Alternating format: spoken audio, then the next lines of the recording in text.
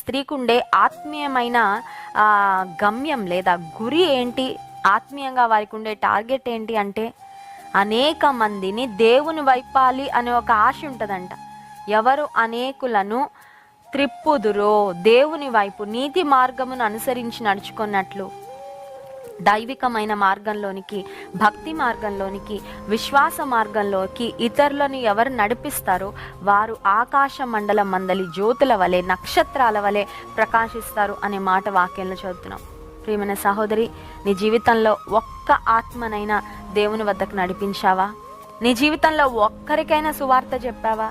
నీ జీవితంలో ఒక్కరికైనా ఒక కరపత్రిక ఇచ్చావా? నీ జీవితంలో ఒక్కరితో అయినా దేవుని మాటలు పంచుకున్నావా? నీ జీవితంలో ఒక్కరికైనా దేవుడు నీ జీవితంలో చేసిన కార్యాలను, నీ బ్రతుకును ఎలా మార్చాడో చెప్పావా? ఇతరులను దేవుని వద్దకు నడిపించాలి అనే